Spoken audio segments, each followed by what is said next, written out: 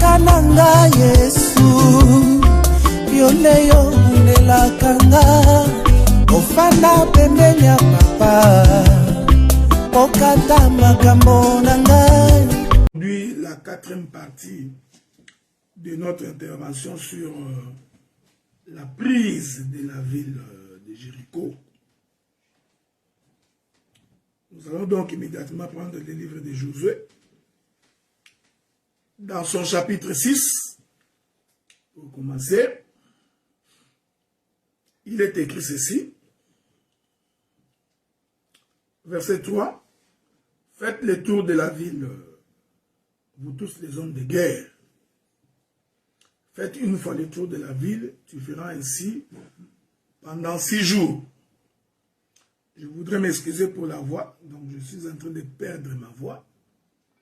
J'espère que le Seigneur me fera grâce. Donc je disais que Josué chapitre 6 verset 3, il est écrit, faites le tour de la ville, vous tous les hommes de guerre, faites une fois le tour de la ville, tu feras ainsi pendant 6 jours. Le verset 4, 7 sacrificateurs porteront devant l'Éternel 7 trompettes retentissantes. Le 7e jour, vous ferez 7 fois le tour de la ville et les sacrificateurs sonneront de la trompette. Que la paix de Dieu soit avec vous, que Dieu vous garde et qu'il vous protège.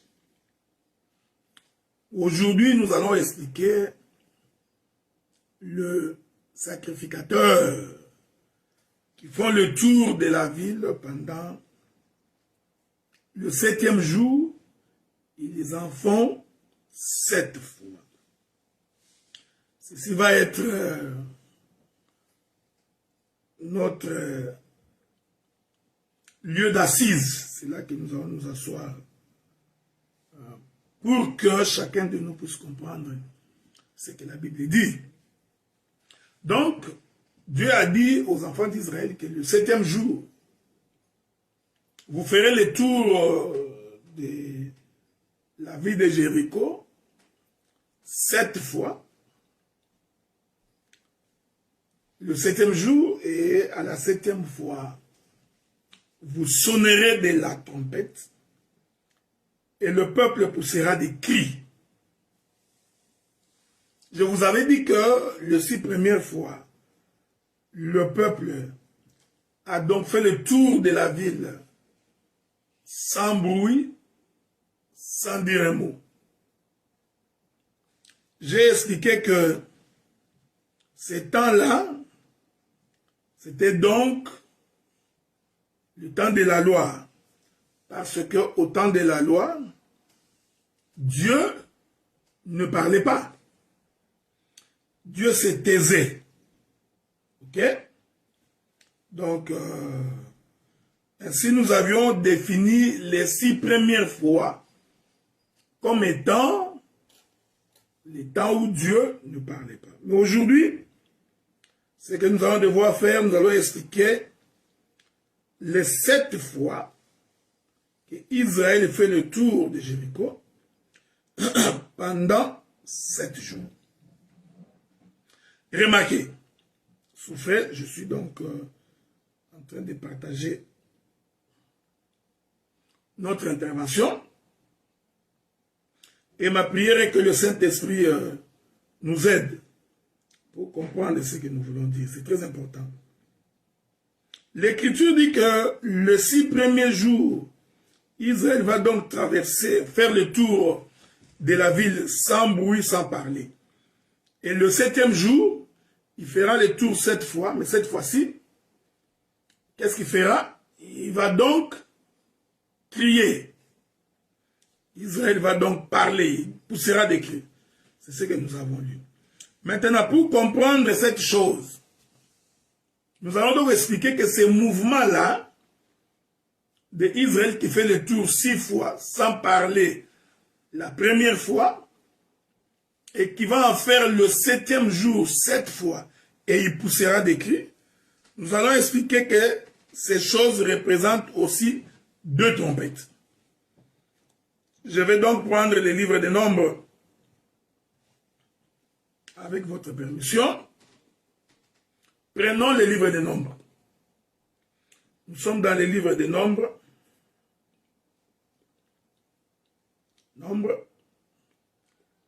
Nous allons faire de notre mieux pour lire le chapitre 10, je crois. À moins que je ne me trompe, mais ça devrait être le chapitre 10. Souffrez, hein? Ça devrait être le chapitre 10. Je suis en train de chercher cette écriture-là pour vous. Nombre, le chapitre 10. Je commence par le premier verset. La Bible dit, l'Éternel parla à Moïse et dit, fais-toi 2 trompettes d'argent, et tu les feras d'argent battu. Elles te serviront pour la convocation de l'assemblée et pour le départ du camp. Quand on en sonnera, toute l'assemblée se réunira auprès de toi à l'entrée de la tente d'assignation. Et si l'on sonne que d'une trompette, le prince, le chef des milliers d'Israël se réuniront auprès de toi. Quand vous sonnerez avec éclat, ceux qui camperont à l'Orient partiront. Avez-vous remarqué? L'Éternel dit à Moïse, il dit, tu vas donc faire 2 trompettes d'argent. Les 2 trompettes d'argent que tu feras, il y aura une trompette que l'on sonnera sans éclat. C'est-à-dire qu'on sonnera cette trompette sans faire du bruit. Cette première trompette servira donc au rassemblement du peuple. Ensuite, il y a une deuxième trompette. La deuxième trompette, c'est la trompette du départ.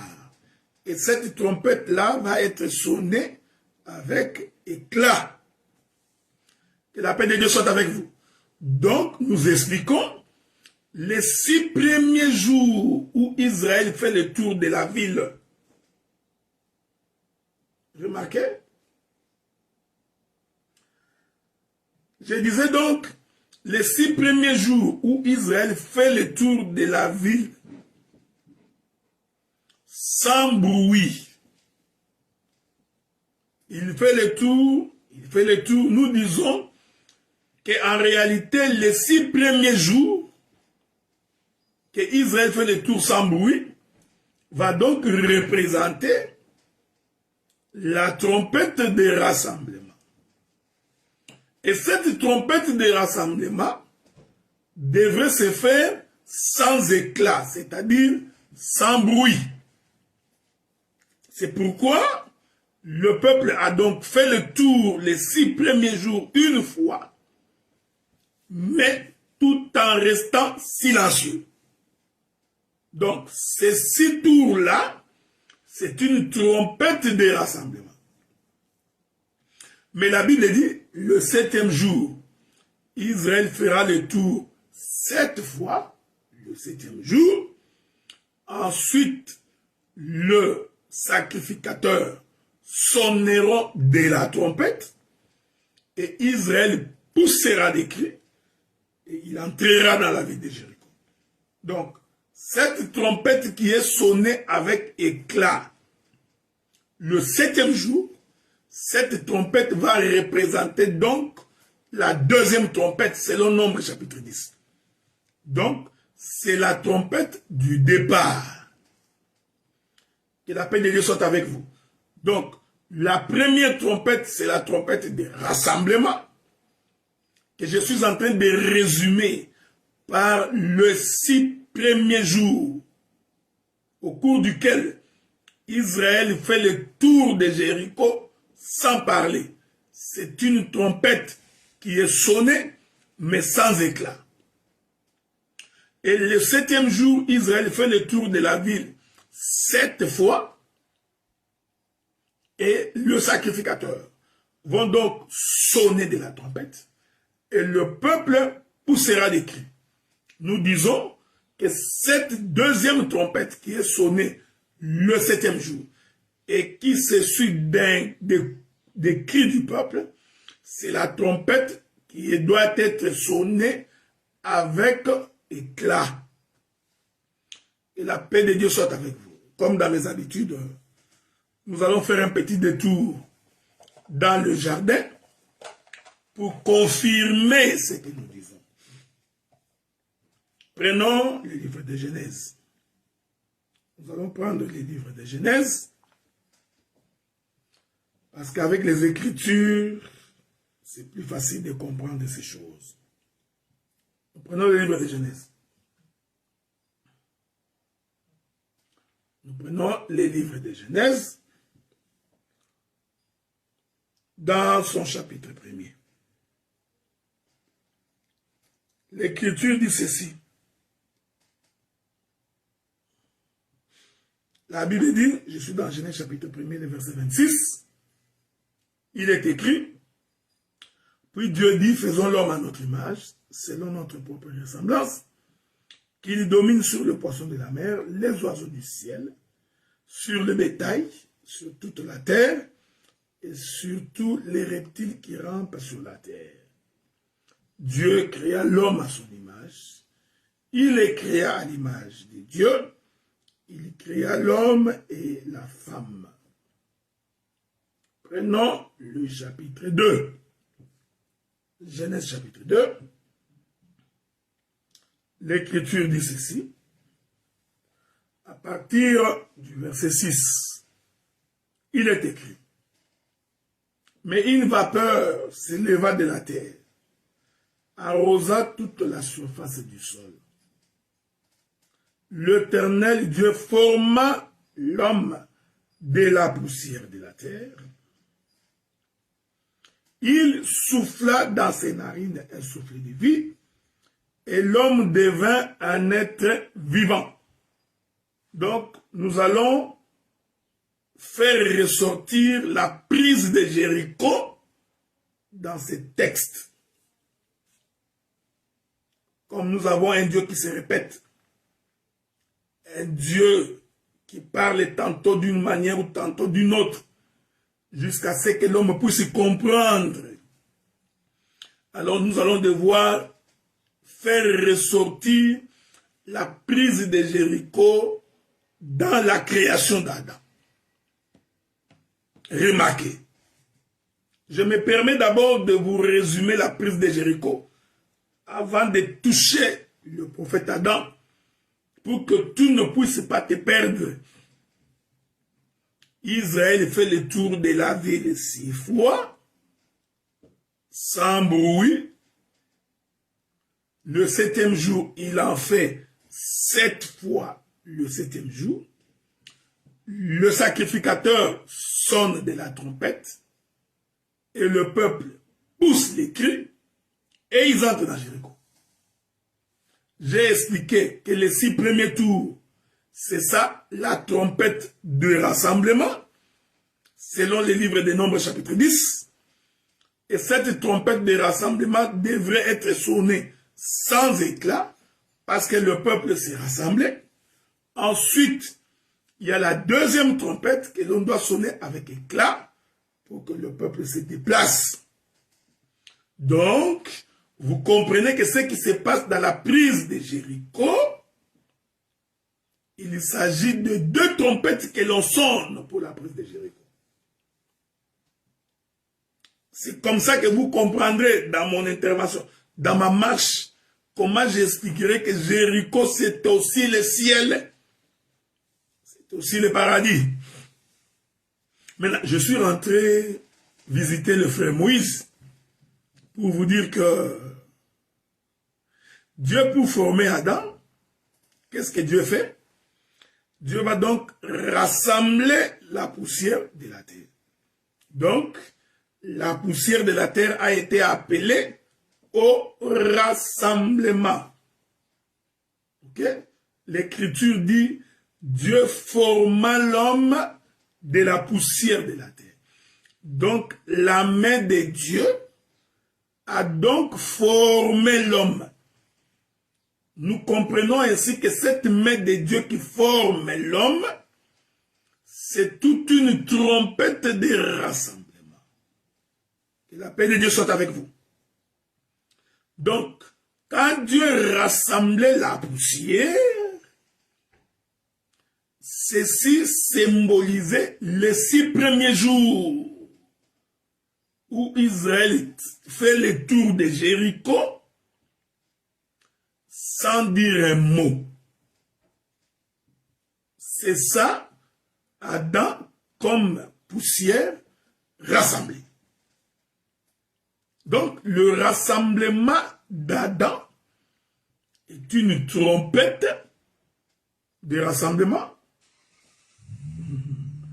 Vous m'excuserez, il y a tellement des appels qui rentrent. Donc, la création d'Adam par le rassemblement de la poussière est donc l'image d'une trompette que l'on sonne sans éclat. Parce que quand Dieu rassemble, qu'est-ce que Dieu fait? Il est en train de former. Je disais ceci. Donc, le rassemblement d'Adam procède de rassemblement de la poussière. En d'autres termes, ces rassemblements de la poussière, c'est la main de Dieu qui opère ces rassemblements. Et ces rassemblements est fonction d'une trompette qui a été sonnée. Donc nous comprenons que quand Dieu créait Adam, Dieu sonnait de la trompette. Ok? Et cette trompette, c'est une trompette de rassemblement. Cette trompette est une trompette qui doit être sonnée sans éclat.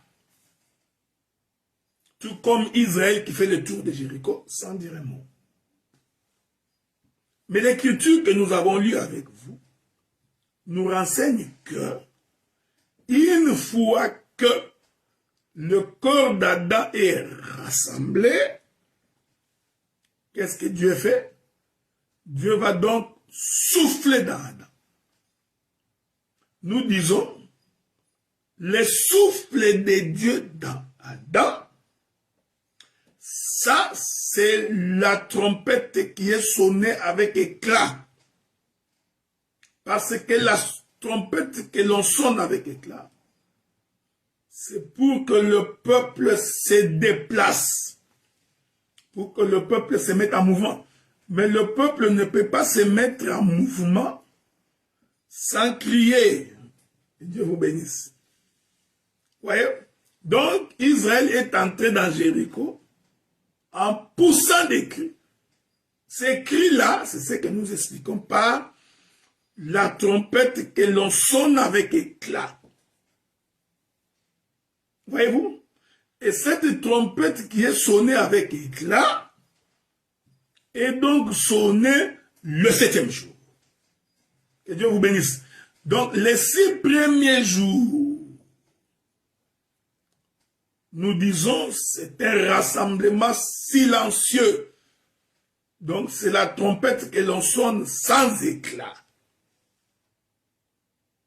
Ainsi, pour entrer dans le repos de Dieu, parce que le repos de Dieu, c'est le 7e jour, il faut que tu entres en poussant des cris.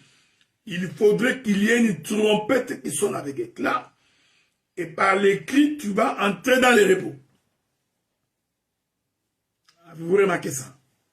Or, ce qui rassemble la poussière, c'est la parole. Je vais prendre une écriture. Que Dieu vous bénisse. Nous allons donc prendre une écriture pour que chacun de nous puisse bien nous faire, bien nous comprendre. Parce que c'est la main de Dieu qui forme l'homme. C'est la main de Dieu qui rassemble la poussière de la terre. C'est la main de Dieu qui donne la forme à l'homme. Je ne sais pas si je vais vous trouver ces écritures-là. Vous allez souffrir avec moi pendant un temps. Le temps que je vous trouve cette écriture-là. Je suis dans les livres des psaumes. Je prends les livres des psaumes. Psaume chapitre 18, verset 17. L'Écriture dit, il a étendu, c'est ça? Non. Il a étendu sa main d'en haut, il me saisit et il me retira des grandes eaux. Ok? Je répète ça. Il a étendu sa main d'en haut, il me saisit et il me retira des grandes eaux. Ici, le psalmiste David nous fait comprendre que quand la terre était sortie des eaux le 3e jour, quand vous lisez Genèse, Genèse vous dit tout simplement que Dieu appela la terre des eaux. Mais le psalmiste vient expliquer que cet appel-là de Dieu consiste par le fait que Dieu a étendu sa main. Que la paix de Dieu soit avec vous. Donc, la main étendue, c'est cette main qui est allée retirer la terre qui était dans l'eau. Or, cette main qui retire la terre qui est dans l'eau, c'est ça le ministère. En d'autres termes, c'est le ministère qui procède au rassemblement. C'est la parole qui appelle les hommes au rassemblement. Que la paix de Dieu soit avec vous. Donc, vous voyez, Moïse présente la chose comme un prophète. Il dit tout simplement que le 3e jour de la création, Dieu appela la terre des eaux. Donc, si nous voulons rester avec Moïse, nous pouvons dire que Moïse a vu Dieu ouvrir sa bouche et appeler la terre. En d'autres termes, Dieu a prêché. Dieu a annoncé la parole. Dieu a dit à la terre, sors des eaux. La terre a écouté et la terre est sortie des eaux. Cette terre-là qui est en train de sortir des eaux, c'est ce que nous expliquons par le rassemblement. C'est ça que nous expliquons par les 6 premiers jours où Israël fait le tour de Jéricho. Mais David, lui, vient nous dire, en réalité, Dieu, quand il a appelé la terre des eaux, il a donc étendu sa main. Donc, nous pouvons conclure que la bouche de Dieu, la parole de Dieu, c'est sa main. Est-ce que vous comprenez ça? Donc, quand Dieu parle, il parle au travers de sa main. C'est pourquoi il est écrit, toute parole qui sort de ma bouche ne rentre jamais sans effet. La main de l'Éternel est prompte pour exécuter la volonté de Dieu. Donc, cette volonté est exprimée par la parole, mais la main de Dieu vient l'accomplir. Cette main de Dieu qui accomplit son dessein, c'est ce que nous appelons le ministère. Selon Éphésiens chapitre 4, verset 9, vous descendez jusqu'au verset 16. Dieu a établi dans l'Église les apôtres, le prophète, le pasteur, le docteur et les évangélistes. Ce qui constitue la main de Dieu. Les 5 doigts de la main de Dieu. Et cette main de Dieu, c'est ça, la première trompette de rassemblement que l'on sonne sans éclat. C'est pourquoi Israël a fait le tour de Jéricho pendant 6 jours sans un mot. Parce que c'était la trompette des rassemblements, laquelle trompette s'est sonnée sans éclat. Avez-vous remarqué? J'ai ramené ces choses dans le corps d'Adam pour dire, quand Dieu rassemblait la poussière pour créer Adam, Dieu a donc procédé au rassemblement de la poussière. Et ce rassemblement s'est fait au moyen de sa main, laquelle main de Dieu est donc en réalité sa parole. Souffrez que je ramène ces choses sur le plan doctrinal. Je voudrais dire, quand nous prêchons l'évangile comme ça, maintenant et aujourd'hui, prophétiquement, nous sommes en train de tourner la ville de Jéricho. Nous sommes en train de sonner la trompette des rassemblements. C'est pourquoi quand vous entendez sa voix, n'endurcissez pas votre cœur. Parce que la grâce de Dieu est encore possible pour celui qui croit. La grâce n'est grâce que pour celui qui l'accepte. Est-ce que vous remarquez cette chose?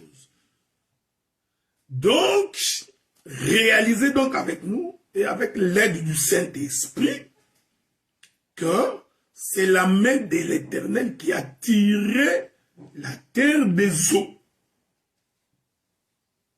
Ainsi, Moïse l'a vu comme un prophète. David va voir cette chose comme un apôtre et comme un évangéliste. Je vais relire cette écriture du psaume parce que je l'ai aimé, cette écriture-là. Je relis cet psaume, je m'excuse beaucoup, c'était que l'écriture, psaume 18 ou 19, je crois. Je vais relire ça pour vous. Psaume 18, verset 17. Il est écrit, il étendit sa main d'en haut. Il me saisit et me retira des grandes eaux. Voyez-vous? Ici, le prophète David, il n'a pas vu la création comme un prophète. Non. Ici, il présente la création comme un apôtre et comme un évangéliste. Parce que c'est à l'apôtre et à l'évangéliste d'aller retirer l'homme dans le monde. Le ministère qui retire l'homme dans le monde, c'est l'apostolat et c'est l'évangéliste. Donc ici, David, au lieu de voir que Dieu a appelé la terre des eaux, que Dieu soit avec vous, au lieu de considérer que Dieu a seulement appelé la terre des eaux, non, David lui voit que Dieu a étendu sa main du haut des cieux. Qu'est-ce que je voudrais dire? Je voudrais dire que Dieu était resté dans les cieux, mais les bras de Dieu étaient tellement longs jusqu'à ce que sa main est allée dans le profondeur des eaux. Que Dieu vous bénisse. Que Dieu vous bénisse. Je répète ça. C'est comme ça que David voit ça. Il dit que Dieu a étendu sa main. Donc, il y a eu un moment où Dieu a gardé sa main. Nous disons que le temps où Dieu garde sa main, c'est le temps où Dieu est dans l'éternité. Maintenant, comme Dieu voulait sauver l'homme qui était dans les grandes eaux, qu'est-ce que Dieu fait? Dieu va donc étendre sa main. Donc, la main étendue de Dieu, c'est ce que nous appelons les fils. Les fils, c'est donc la main de Dieu étendue. Quand Dieu dit à Moïse, j'ai vu la souffrance de mon peuple. J'ai entendu les cris que leur font pousser leurs oppresseurs. Je suis descendu. Faites attention. Dieu descendre, en réalité, il avait tout simplement étendu sa main. Voyez? Donc, il peut à la fois être au ciel et sur la terre. Parce que ma main, c'est toujours moi. Écoutez, frère, vous ne pouvez pas séparer ma main de ma personne. Donc, moi, de là, ma main, c'est moi. Donc, l'Éternel Dieu Donc l'Éternel Dieu, il est resté au ciel, mais il a étendu sa main. La main étendue, là, c'est ce qu'on appelle le Fils. Donc, quand le Fils était sur la terre, en réalité, c'était la main de Dieu qui était sur la terre. Vous voyez ça, frère? C'est pourquoi l'Écriture dit que dans leur détresse, ils invoquèrent l'Éternel. L'Éternel leur envoya sa parole. La parole qu'on envoie là, c'est ça la main de Dieu. Et cette main-là, nous disons, c'est Jésus. C'est pourquoi quand nous annonçons la parole de maintenant, nous présentons la main de Dieu. Quand nous disons que la main de Dieu te touche, il ne faut pas imaginer qu'il s'agit d'une main physique comme ça, qui va aller toucher ta vie. Non, que la main de Dieu me touche, qui me touche ici au cœur, qui me touche dans les dos. Non! La main de Dieu qui te touche, c'est la parole. Donc, une église qui n'a pas la parole, même si les gens prêchent que la main de Dieu qui te touche, que la main de Dieu, en fait, ils sont en train de répéter comme des perroquets les versets des Écritures sans en saisir la portée ni les contours. Donc, dans leur détresse, ils invoquèrent l'Éternel. L'Éternel leur envoya sa parole. La parole, c'est ça la main de Dieu. C'est la parole qui nous retire des ténèbres vers la lumière. C'est la parole qui nous change. C'est la parole qui nous transforme. C'est la parole qui fait de nous des nouvelles créatures. C'est pourquoi j'ai toujours dit et j'ai toujours insisté, un prédicateur inconverti n'est pas un prédicateur. Un prédicateur voleur n'est pas un prédicateur. Un prédicateur coureur de jupons n'est pas un prédicateur. Pourquoi? Parce que la première mission de la parole, c'est de tirer la terre des eaux. Pas autre chose. Pas autre chose. La première chose que Dieu fait, il crée les cieux et la terre. C'est un langage prophétique. Ensuite, il va séparer les eaux d'en haut et les eaux d'en bas. Malheureusement, en séparant les eaux d'en haut et d'en bas, Dieu va renfermer la terre dans les eaux d'en bas. Voyez-vous? Maintenant, l'Esprit de Dieu va se mouvoir au-dessus des eaux. À la recherche de quoi? À la recherche de cette terre qui était sous l'eau. Donc, quand l'Écriture dit qu'au commencement, l'Esprit de Dieu s'est mouvé au-dessus des eaux, comprenez que c'était la main de Dieu qui était à la recherche de la terre. Et cette terre était sous les eaux, enfermée dans le monde. Alors, l'Éternel va donc appeler la terre des eaux pour que celle-ci sorte. Moïse dit que Dieu a appelé la terre. David dit non, Dieu a étendu sa main. Donc nous comprenons que Dieu est descendu pour séparer, déchirer les eaux afin de retirer la terre qui était à l'intérieur. Que la paix de Dieu soit avec vous. Que Dieu vous bénisse, qu'il vous garde. Avez-vous remarqué cette chose? C'est pourquoi une église du Seigneur devrait mettre un accent particulier sur la nouveauté de vie. L'église ne peut pas être remplie de bandits, de brigands, de voyous. Non. Si tu as été bandit dans le monde, il faut que quand tu crois au Seigneur, que tu deviennes un homme changé, converti. Quand le lion est entré dans l'arche de Noé, il n'a plus mangé la chèvre. Parce que sa nature avait changé. Dans l'arche de Noé, tous les animaux avaient changé de nature. Tu ne peux pas croire à l'évangile de Israël. Donc, nous disons que quand Israël fait le tour de Jéricho pendant 6 jours, c'est le rassemblement. C'est-à-dire, c'est tirer l'homme de la terre, des eaux. Tirer l'homme des profondeurs des eaux. Une fois que l'homme est tiré des eaux, le 7e jour, ils vont faire le tour de la ville 7 fois. Je n'ai pas encore touché les 7 fois. Mais ici, je touche d'abord la trompette qui est sonnée. Cette trompette qui est sonnée, la Bible dit, Israël va pousser des cris et il entrera dans la ville. Donc, la deuxième trompette, ou la trompette du 7e jour, c'est la trompette qui te fait entrer dans le repos. C'est la trompette qui te fait entrer dans Canaan. Je répète ces choses. Dieu nous a appelés pour l'espérance d'un pays de repos.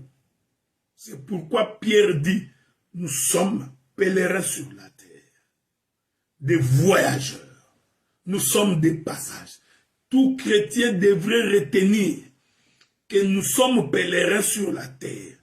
Notre destination, c'est le 7e jour. C'est-à-dire, c'est le lieu du repos, c'est le véritable Canaan. Il ne faut donc pas prendre plaisir à vivre les choses du monde. Un véritable chrétien a le regard fixé vers la nouvelle cité, vers Jérusalem, notre demeure éternelle. Voilà pourquoi il faut éviter d'être focalisé sur les choses terrestres, sur la beauté du monde. L'homme se soucie pour de l'argent, il se soucie pour les vêtements, il se soucie pour son apparence, il se soucie pour son travail, plus que se soucier pour Dieu. Non, bien-aimé dans le Seigneur. L'homme devrait avoir les soucis permanents d'entrer dans le repos. C'est pourquoi j'ai dit, quand l'Éternel souffle dans Adam, Adam devint un être vivant. Le souffle de Dieu là, c'est la trompette que l'on sonne avec éclat. C'est ça le cri du peuple. Parce que dès que le souffle est entré dans Adam, Adam est devenu un être vivant. Voyez-vous? Donc nous avons ici 2 temps avec Adam. Il y a le temps de son rassemblement, comme la poussière rassemblée. Ensuite, il y a le temps où Adam se met en mouvement. Il ouvre sa bouche et commence à donner les noms aux animaux. Ce deuxième temps-là, nous expliquons que c'est le 7e jour où Israël fait le tour de la ville 7 fois. Que la paix de Dieu soit avec vous. Je m'excuse. Je m'excuse. Que la paix de Dieu soit avec vous. Voilà pourquoi humblement, bien-aimés dans le Seigneur, nous nous permettons de rappeler au Fils du royaume que la raison de notre rassemblement, c'est pour que nous partions. Nous nous rassemblions, d'abord nous quittons le monde. Nous nous séparons des eaux. Et ceci devrait être témoigné par notre comportement, notre attitude et notre manière de vivre. L'homme ne peut pas être à la recherche d'une vaine gloire. Est-ce que vous remarquez cette chose? Retournons dans Josué. L'Écriture dit ceci. Toujours dans les livres de Josué. L'Écriture dit, le 7e jour, Israël va faire le tour de la ville 7 fois. Prenons quelques éléments des Écritures pour attester de cette chose. Souffrez avec moi, parce que je vous donnerai beaucoup d'éléments aujourd'hui. Je suis en train de parler calmement parce que je suis en train d'enseigner. Ok? Voilà, nous allons prendre une écriture. Ce sont des écritures que vous connaissez. Mais nous allons devoir en donner l'intelligence aujourd'hui. Il est écrit ceci. Je suis dans les livres de Matthieu chapitre 18. Nous prenons Matthieu chapitre 18. Nous allons commencer par le verset 21. Matthieu chapitre 18, verset 21. Lisons. Alors Pierre s'approcha de lui et dit, Seigneur, combien de fois pardonnerai-je à mon frère lorsqu'il péchera contre moi? Serait-ce 7 fois? Ok? Ça, c'est Pierre qui pose la question.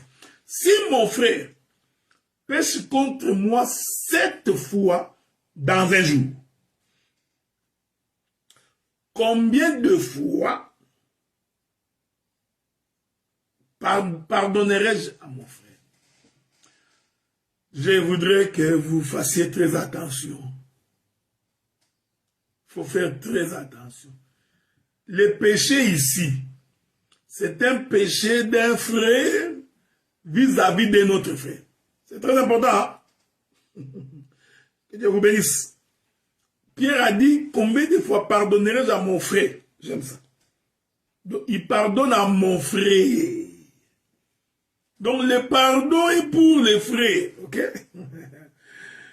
Je me suis toujours posé la question, où sont les apôtres? Des fois, nous faisons leur travail. C'est pas mauvais parce que le ministère n'a pas de limite. Nous pouvons quelquefois visiter les chambres des autres et sortir en paix. Nous n'allons pas bousculer les meubles. Écoutez-moi ça. Pierre s'approcha de Jésus et lui dit, Seigneur, combien de fois pardonnerai-je à mon frère? Donc ici, le pardon ne concerne pas les païens. Le pardon ici ne concerne pas l'étranger. Le pardon concerne le fait qu'un frère a péché contre son frère. Jésus lui dit, je ne te dis pas jusqu'à 7 fois, mais jusqu'à 70 fois 7. Que la paix de Dieu soit avec vous. Le pardon ici, c'est 70 fois 7. Bon, je ne sais pas où est-ce que j'ai mis mon stylo. Je ne le retrouve pas ici, sinon on allait faire quelques petits calculs. C'est pas grave. Précisons. Donc celui qui pêche 7 fois contre son frère, ce n'est pas toi et moi. Bon, prenons ça de façon naturelle. Donc, je viens, je te vole l'argent. J'ai péché contre toi. Mon frère, pardonne-moi, tu me pardonnes. Je retourne demain, je vole encore l'argent. Mon frère, pardonne-moi. J'ai 7 fois, je veux qu'on a te volé l'argent. Je ne suis pas ton frère. Il est merveilleux. Vous comprenez que Dieu ne parlait pas de ces péchés-là. Si j'ai entendu déjà ici, la Bible dit, tu pardonneras à ton frère 70 fois, 7 fois. Oh! Pourquoi moi devais-je pardonner à mon frère quand il n'a pas péché contre moi? Je vais prendre un exemple. Toi, tu prends la femme de ton frère. Tu couches avec. Donc, s'il y a quelqu'un qui doit te pardonner 70 fois, 7 fois, ça devrait donc être celui auprès de qui tu as pris la femme. Donc, moi, ça ne me concerne pas. Ne me demandez-moi pas de te... Que la paix de Dieu soit avec vous. Hein? Donc, celui qui pêche, il pêche contre son frère. Or, pour que quelqu'un pêche contre son frère, il faut nécessairement qu'il y ait une loi qui fait en sorte que celui qui a péché contre son frère, qu'il ait transgressé cette loi. Maintenant, vous comprenez que ici, Dieu parlait à Adam. Je rentre dans la création. J'ai l'habitude d'entrer dans les jardins et de revenir de temps en temps visiter la terre. Ensuite, je rentre dans les jardins, je viens visiter la terre, je rentre dans les jardins, je viens visiter la terre. Je rentre donc dans les jardins. Quand Dieu voulut créer l'homme, Dieu dit, créons l'homme à notre image, selon notre propre ressemblance. Donc, Dieu a fait d'Adam son frère. Donc, Adam était comme Dieu. Dieu et Adam étaient des frérots. Est-ce que vous voyez ça, frère? Que Dieu vous bénisse. Que la paix de Dieu soit avec vous. Vous voyez? Regardez. Remarquez avec moi. Quand vous lisez le verset 23, après que Jésus ait dit, Jésus lui dit, je ne t'ai pas dit 7 fois, mais jusqu'à 70 fois 7 fois. Regardez le verset 23. C'est pourquoi le royaume des cieux est semblable à un roi qui voulut faire rendre compte à ses serviteurs. Donc, ce que Jésus dit ici, c'est une histoire qui concerne le royaume. Donc, il ne s'agit pas de ton conflit avec ton beau-frère, ni avec ta belle-sœur. Avez-vous remarqué ça? Donc, Dieu, quand il crée Adam, Dieu fait en sorte que Adam soit comme lui. Donc, Adam et Dieu étaient devenus des frères. Et je vous ai dit que pour qu'un frère pêche contre son frère, il faut qu'il y ait la transgression de la loi. Parce que l'Écriture dit, le péché c'est la transgression de la loi. Donc, n'eût été la loi, je n'aurais pas connu le péché. C'est par la loi que j'ai connu le péché. Donc, pour qu'il y ait péché, il faut qu'il y ait transgression de la loi. Que la paix de Dieu soit avec vous. Est-ce que vous comprenez ces choses? Donc, quand Pierre pose cette question, si mon frère pêche contre moi 7 fois, combien de fois pardonnerai-je à mon frère? Il faut faire très attention ici, il faut faire très attention. Il faut faire très attention. Écoutez maintenant. Oh, celui à qui Dieu a donné la loi, c'est Adam. Il dit à Adam, tu mangeras de tous les fruits des arbres du jardin. Quant au fruit de l'arbre qui est au milieu du jardin, je te dis, tu n'en mangeras point. Dieu va donc établir maintenant la loi entre lui et son frère. Vous voyez, frère, hein?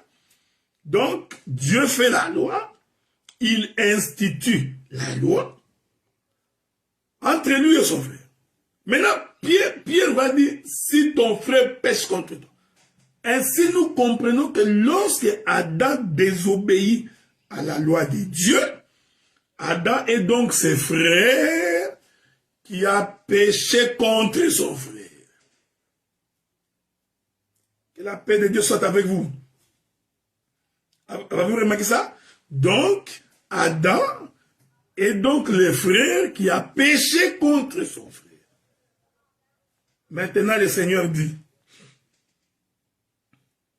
je vais introduire ces choses, je reviendrai avec ça. Si pas demain, je pourrai revenir lundi. Parce qu'il faut que je finisse l'enseignement sur la prise de Jéricho. Je prends tous les coins, recoins. Je vais visiter tous les appartements des salons. Nous allons dépiécer Jéricho dans tous ses détails. Vous comprenez que je peux faire 2 semaines, 3 semaines donc. Je viens de faire 1 semaine sur le même sujet. À supposer que c'était le dimanche que j'ai prêché, donc j'aurais déjà fait 2 mois. Ok? Bon. Sauf que je ne peux pas faire 6 mois du haut de la chair. Il faut être méchant, quoi. Regardez. Lui, le frère Pierre, avait compris que son frère ne devrait pécher contre lui que 7 fois. Et le Seigneur répond, le pardon lui sera accordé 70 fois 7. Quand vous faites 70 fois 7, vous avez 490. Il faut retenir cette date-là. Parce que je vais revenir ces chiffres-là. Je reviendrai là-dessus la semaine prochaine. Quand vous faites 7 fois 7, ça fait 99. 480, ça fait 490, comme disent les Belges. C'est plus facile pour moi. 490. Nous irons consulter les prophètes Néhémie la semaine prochaine. Parce que le prophète Néhémie répond à cette question. Il va nous expliquer c'est quoi 490. Vous voyez frère, c'est dans la Bible. Hein? C'est dans la Bible. Mais ce qui m'intéresse pour aujourd'hui, c'est là où je vais conclure. Avec l'aide du Seigneur, j'ai parlé beaucoup. Hein? Bon, c'est là que je vais conclure pour aujourd'hui. Parce que c'est 1 heure d'intervention, ok? C'est là que je vais conclure. Regardez. Je vais prendre une écriture. Prenons une autre écriture. Que la paix de Dieu soit avec vous. C'est Dieu qui nous inspire, qui nous rassure. Je vais prendre le livre de Lévitique.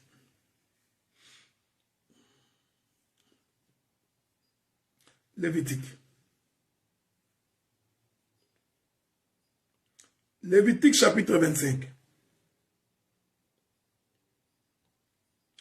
Je vais commencer par le verset 8. Lévitique chapitre 25, verset 8. Tu compteras 7 sabbats d'année. Okay? Ne vous en faites pas, j'avais expliqué, non? 7 jours, c'est 7 ans. J'avais déjà expliqué ces choses-là. Okay? Il fallait consulter mes précédentes interventions. J'ai expliqué que une semaine, c'est une année. Donc, l'Écriture dit, tu compteras 7 sabbats d'année. 7 fois 7 années. Ok? La paix de Dieu soit avec vous. Le 7e jour, Israël va faire le tour de la ville 7 fois. Donc, il a fait le 7e jour fois 7. Maintenant, je consulte Moïse pour me rassurer que je suis sur le bon chemin. Moïse dit, tu compteras 7 sabbats d'année, virgule. 7 fois 7 années. Le jour de ces 7 sabbats d'année feront 49 ans. Que la paix de Dieu soit avec vous. Je gardais les 499. Ça, je vais les toucher la semaine prochaine. Souffrez que demain, je prenne une pause. Donc, lundi, je reviendrai.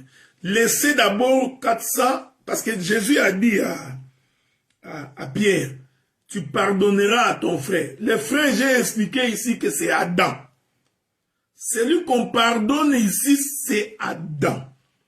Et Dieu dit, tu le pardonneras, moi Dieu je le pardonnerai, 70 fois 7. Et 70 fois 7 font 490. Prenez ça, mettez au congélateur. Ok? Rentrons maintenant dans Lévitique. Dans Lévitique, Dieu dit, tu compteras 7 sabbats d'année. 7 fois 7 années. Et les jours de ces 7 sabbats d'année feront 49. Or, Israël a fait le tour de la ville 7 fois 7. Le 7e jour, il fait le tour 7 fois. Donc, que Dieu vous bénisse.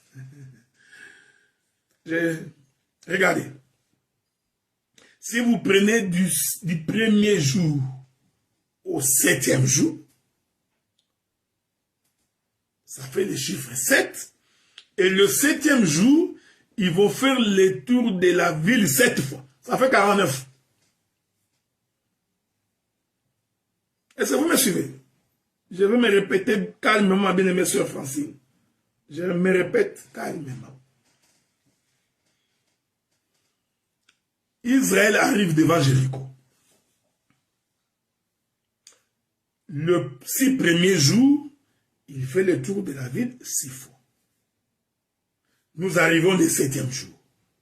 Le 7e jour aussi, il fait le tour de la ville. Donc du 1er au 7e jour. Ça fait 7 tours. Mais le 7e jour, il ne fait pas seulement un tour, mais il en fait 7 fois. Donc, quand vous prenez 7 jours, parce qu'en réalité, Israël a fait 7 jours de tour. Ok? Mais le 7e jour, il a fait 7 fois. Donc, vous prenez 7 fois 7, ça vous fait 49. Gardez les 490. Ne les touchez pas encore. C'est un bonus que je vous réserve. C'est un bonus. Laissez-les à côté. Ça fait 49. Maintenant, le Seigneur va expliquer ce qui va arriver. Il dit ceci. Souffrez, hein? Je suis en train de vouloir revenir sur cette écriture-là. Avec votre permission, souffrez. Rentrons là où nous étions. Okay? Dans le livre de Lévitique, chapitre 25. Je vais rentrer là-bas. On va continuer notre petite visite là-bas. Okay? Je rentre là-bas. Écoutez ce que le Seigneur dit. Il dit ceci. Lévitique, chapitre 25. Il dit ceci.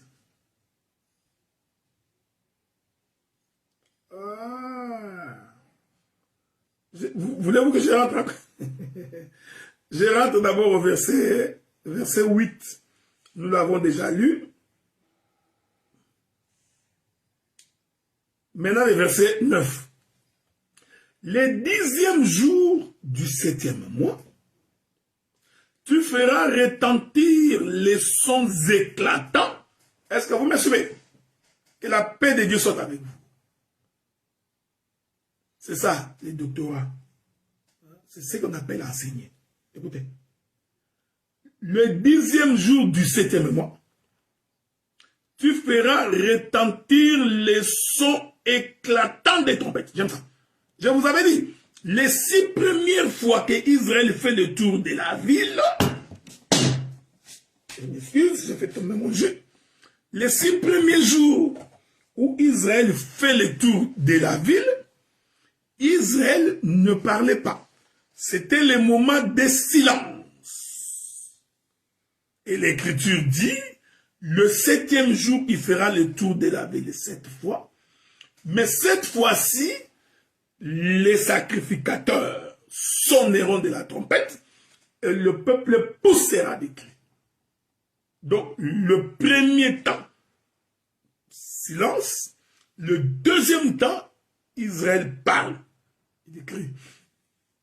Je crois qu'avant-hier, j'ai expliqué ça dans la mutété de Zacharie. Quand j'ai expliqué pourquoi Zacharie était mioué, je me suis attelé là-bas pendant longtemps.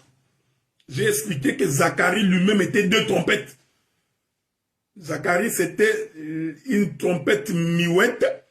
C'est ça, Israël qui fait le tour de la ville pendant 6 jours sans bruit.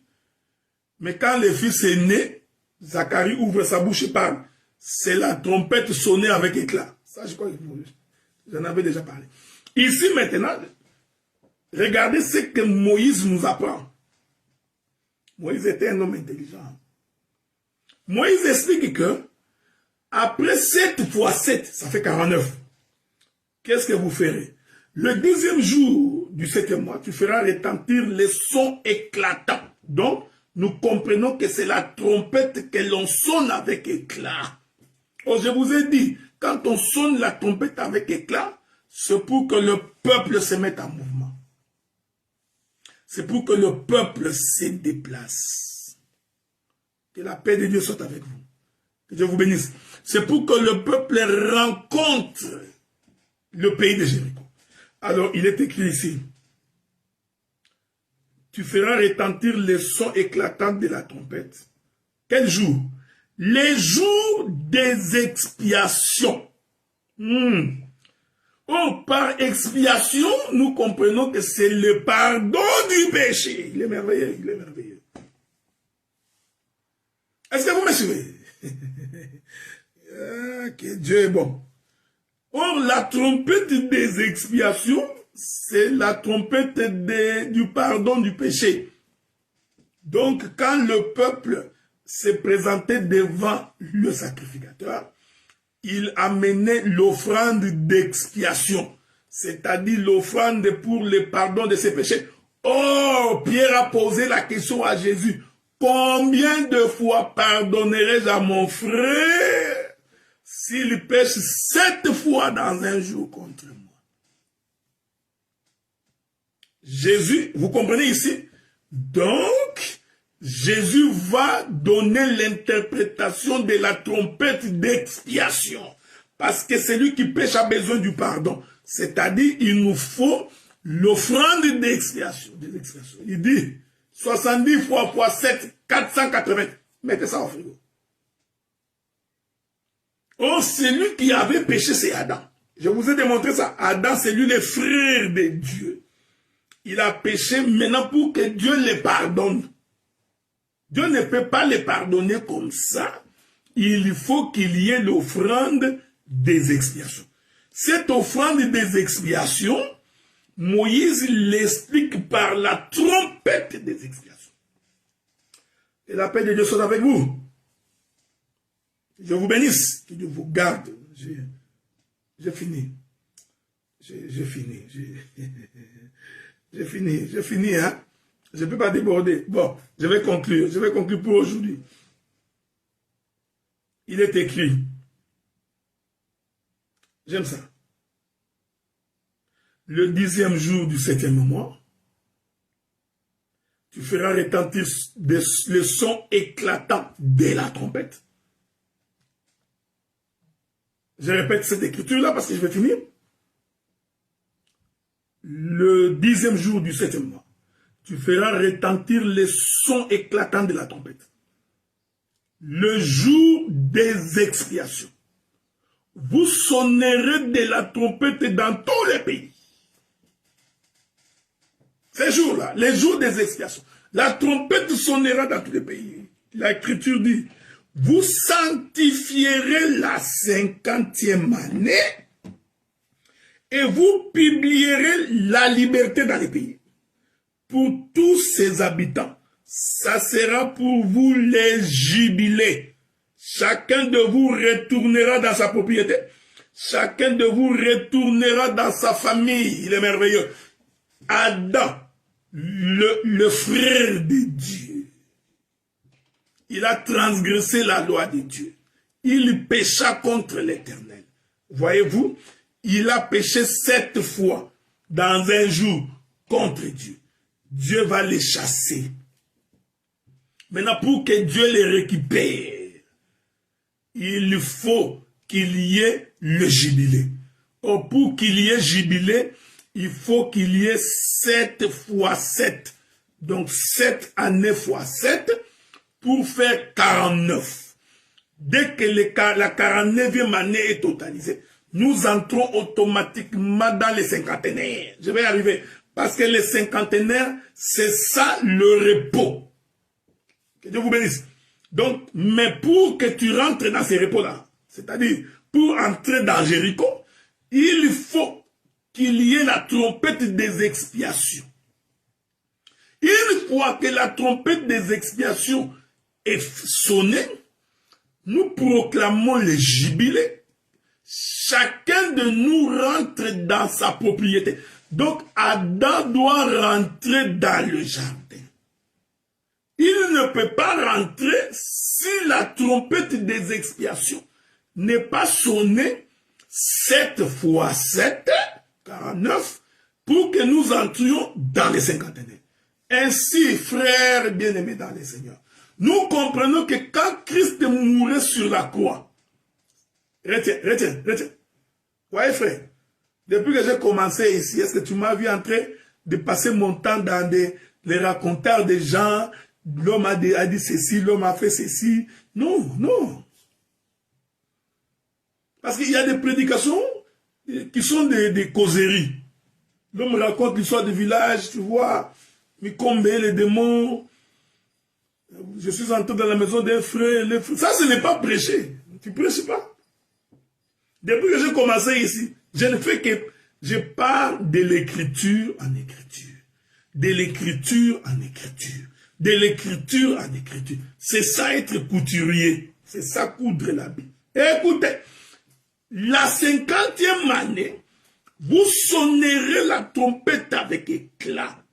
Et cette trompette avec éclat sera la trompette des expiations pour permettre à chacun de retourner dans son territoire, dans sa famille, dans sa propriété. Personne ne peut rentrer au ciel si la trompette des expiations n'est pas sonnée. Ainsi, nous comprenons que quand Jésus était sur la croix, quand Jésus avait crié, Eli, Eli, Nabasabakatani. Mon Père, pourquoi m'as-tu abandonné? Vous comprenez que c'était la trompette des expiations. Il est merveilleux. C'était la 50e année. Ne vous en faites pas, je reviendrai. Je vais revenir. J'ai beaucoup d'éléments, je vais revenir, je ne suis pas pressé. Tu ne sortiras pas d'ici sans saisir la pensée de l'Écriture. Et tu comprendras que le Seigneur nous a fait ces privilèges, ces dons d'expliquer les Écritures et de les expliquer avec précision. Est-ce que vous comprenez? Donc quand Jésus, parce que c'était lui la trompette des expiations, vous allez voir, j'expliquerai que Jésus sur la croix, c'était la 50e année, soyez en paix, j'expliquerai. C'était le 7e jour où Israël fait le tour de Jéricho 7 fois. Les trompettes sonnent et le peuple pousse les cris. Cette trompette d'expiation, c'est ce qui est arrivé sur la croix. Jésus est sur la croix. J'aime ça, parce qu'il était en train de pardonner son frère. C'est lui qui a péché contre lui. C'est ça. Ça, il ne peut pas le pardonner. Jésus prophétisait sur sa mort. Quand il disait à Pierre, c'est 70 fois 7 qui t'y pardonnera. Je vais revenir. Je préfère ne pas dire que j'ai fait tomber les zéros. Non, je n'ai pas fait tomber les zéros. Je reviendrai pour expliquer 490. Regardez mes affaires. Remarquez. Donc quand Jésus est en train de crier sur la croix, Eli, Nabasabakatan, c'est-à-dire, mon Dieu, pourquoi m'as-tu abandonné? La Bible dit, et il poussa des cris. On va lire ça. Je vais lire ça pour te faire plaisir. Que tu te plaises dans le Seigneur. Que ceci te donne le goût de l'évangile. Ceci te donne le goût de la parole. Si avec des choses comme ça, tu n'aimes pas la parole, c'est que tu es vraiment un homme maudit.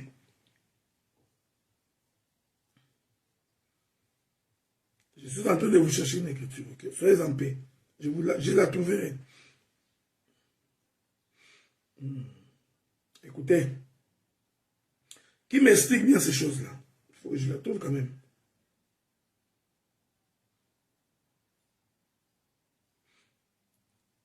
Je cherche une écriture. Souffrez, hein?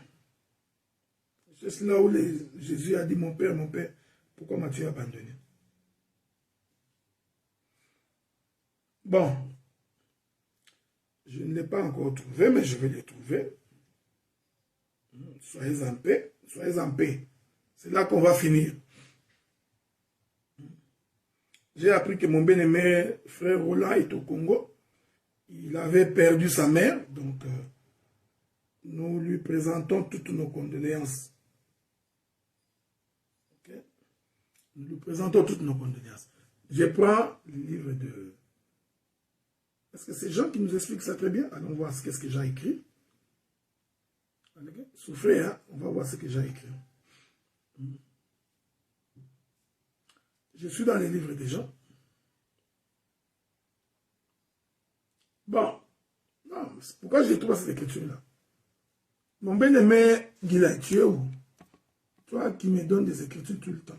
Pourquoi je ne vois pas ton écriture? Je ne vois pas tes... Bon, t'inquiète pas, je finirai par te trouver, même si tu fuis. Ok?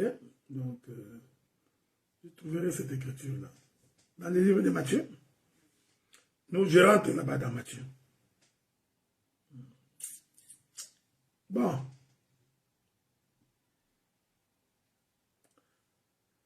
Ouf. Bon, je prends le livre de Matthieu. Ce n'est pas l'écriture que je cherche. Pourquoi cette écriture-là semble ne pas sortir ici? Bon, je finirai par la trouver quand même. Hein, je m'excuse, je vous ai pris beaucoup de temps, mais que Dieu nous garde, j'ai trouvé cette écriture-là. Je voulais dire ceci, frère. La Bible dit ceci. Donc, quand Jésus arrive, Matthieu 27, verset 46, bien-aimé Rocky, que Dieu te bénisse. Matthieu 27, verset 46. Bon, rentrons là-bas. Matthieu 27, verset 46. Lisons cette écriture. Il est écrit ceci. Voilà. La Bible dit, je commence par le verset 43. C'est mieux. Les brigands, il s'est confié en Dieu, que Dieu les délivre maintenant s'il aime, car il a dit, je suis fils de Dieu. Les brigands crucifiés avec lui l'insultaient de la même manière. Depuis la 6e heure jusqu'à la 9e heure, il lui eut des ténèbres sur toute la terre. Vers la 9e heure, Jésus s'écria d'une voix forte. Ah, c'est ce que je cherchais. Voilà. Parce que la trompette des expiations devrait être sonnée avec éclat. Avez-vous remarqué ça? J'aime ça. Que Dieu te bénisse, mon bien-aimé Rocky. Donc, vers la 9e heure, je vais vous éviter beaucoup de choses ici. Jésus s'écria d'une voix forte. Eli laba sabakatani, c'est-à-dire mon père, pourquoi m'as-tu abandonné? Vous voyez? C'était la trompette des expiations. Et quand cette trompette est sonnée, celui qui était en conflit avec son frère a ainsi le droit de rentrer dans la maison, de rentrer dans sa propriété. Donc l'œuvre de la croix, c'est ça la trompette des expiations. C'est ça Israël qui fait le tour de la ville 7 fois 7 pour faire 49 et à la 50e année. Donc de 49 à la 50e, il va donc maintenant crier, le sacrificateur sonneront de la trompette, Israël entrera dans les pays. Vous comprenez ici que Jéricho devient tout un jardin qu'on ne peut pas entrer sans la trompette des expiations.